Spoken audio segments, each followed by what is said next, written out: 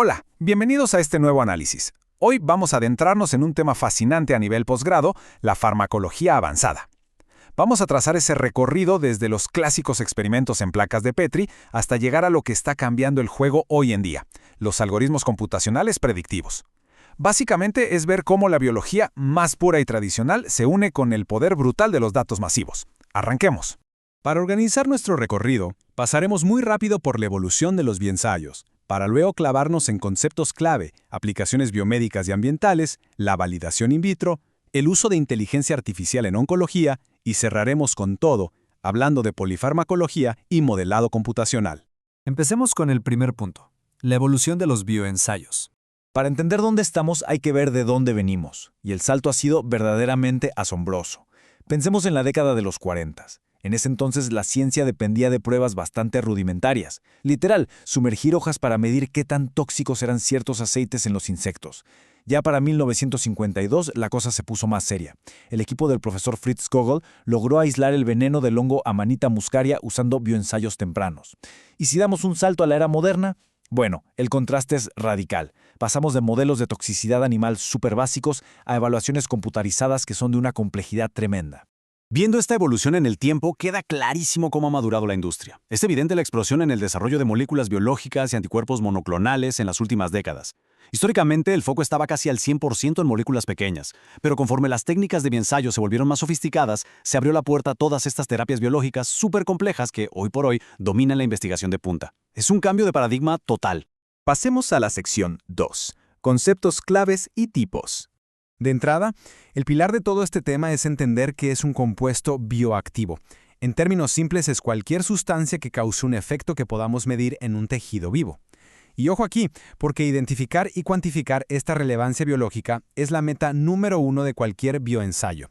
No importa si el compuesto salió de un extracto de una planta en la selva o si se sintetizó en un laboratorio de última generación, el objetivo final siempre es encontrar esa actividad. Ahora, la clave al medir esta bioactividad está en el enfoque. Por un lado tenemos los ensayos de un solo objetivo, que buscan una reacción enzimática súper específica. Pero por otro, tenemos los ensayos funcionales multiobjetivo, que son mucho más amplios. Al usar células enteras o modelos animales completos, no nos dicen exactamente qué receptor minúsculo se activó, sino que nos muestran el cambio fenotípico general. Es básicamente observar el panorama completo de la respuesta biológica en lugar de ver todo con lupa.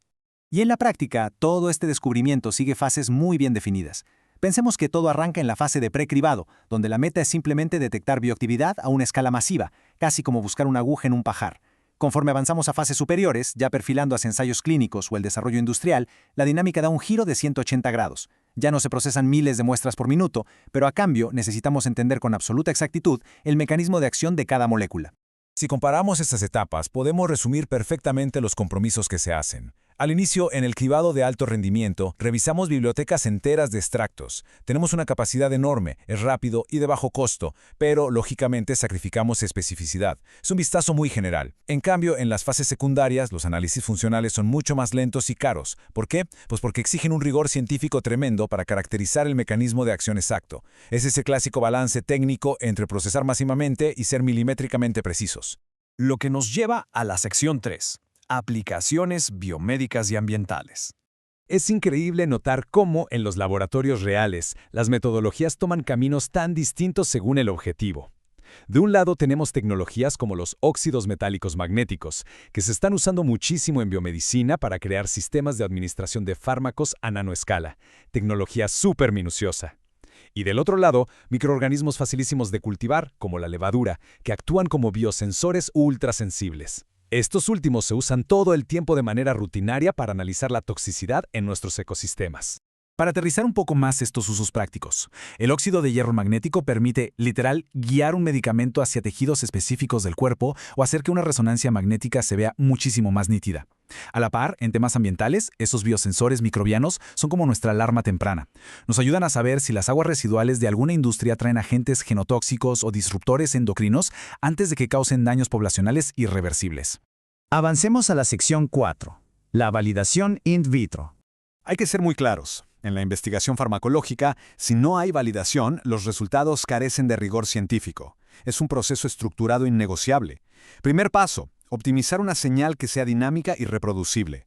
Segundo paso, entran las matemáticas duras. Hay que determinar de forma precisa valores clave como la concentración inhibitoria, la efectiva y la citotóxica media. Y tercero, calcular el índice de selectividad. Esto último es vital porque asegura, numéricamente, que el compuesto va a atacar la enfermedad sin llevarse de encuentro a las células sanas. Bien, entramos a la sección 5, Inteligencia artificial en farmacología oncológica. Históricamente, usar quimioterapia tradicional ha sido como aventar una red enorme al mar. Ataca parejo a las células que se dividen rápido, lo que desgraciadamente causa muchísimo daño colateral al tejido sano. Por el contrario, las terapias dirigidas, que hoy son impulsadas por inteligencia artificial, traen otro nivel de precisión. Lo que hacen es modular vías bioquímicas muy específicas, bajando drásticamente la muerte de células sanas. Eso sí, el gran reto es que para funcionar necesitan procesar cantidades monstruosas de datos de biomarcadores. Y si vemos los números actuales en la investigación, nos damos cuenta de qué está moviendo realmente esta revolución. El aprendizaje automático, o Machine Learning, domina por completo la escena con un impresionante 68% de uso. Deja súper atrás a tecnologías de primera generación, como los sistemas expertos, que andan por ahí del 11%, o la robótica, con un 3%. Básicamente, el aprendizaje automático se volvió el motor indiscutible para descubrir cómo interactúan los fármacos con objetivos moleculares. Uno de los impactos más grandes de usar este aprendizaje automático es el famoso reposicionamiento de fármacos.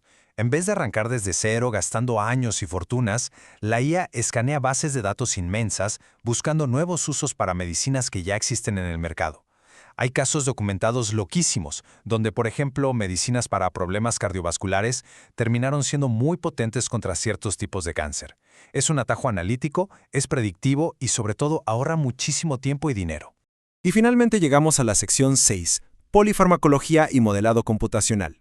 Aquí es donde entra el juego un concepto padrísimo, los SMARTs, que por sus siglas en inglés significa relaciones estructura múltiples actividades. Antes, la ciencia buscaba la típica bala mágica, una sola droga para un solo objetivo. Pero esto de los SMARTs cambia las reglas por completo. Nos aleja de esa visión tan reduccionista y nos da una perspectiva de redes holística. Sistematiza cómo una sola molécula interactúa y crea un efecto dominó por toda la red biológica de manera simultánea. Claro, lograr este nivel de modelado computacional requiere una fusión de datos titánica. Se depende de integrar lo que llamamos datos multiómicos, genómica, transcriptómica, epigenómica y metabolómica, todas sacadas de bases de datos enormes. Al juntar todo esto, los algoritmos arman modelos predictivos impresionantes. Pueden anticipar cómo va a reaccionar fisiológicamente un paciente en específico a un tratamiento, calcular efectos secundarios no deseados y hasta prever cómo la célula podría volverse resistente. Y todo esto nos lleva a un punto final, que da muchísimo para pensar. Conforme pasamos de las simples placas de Petri a estas simulaciones algorítmicas predictivas complejísimas, queda una gran interrogante sobre la mesa. ¿Será posible que la automatización total con IA logre calcular sin margen de error todos esos efectos polifarmacológicos, manteniendo siempre los rigurosos estándares éticos y de seguridad para el paciente? Es, sin lugar a dudas, el reto técnico y analítico que va a definir la medicina del mañana. Muchísimas gracias por acompañarnos en este recorrido por el futuro de la farmacología.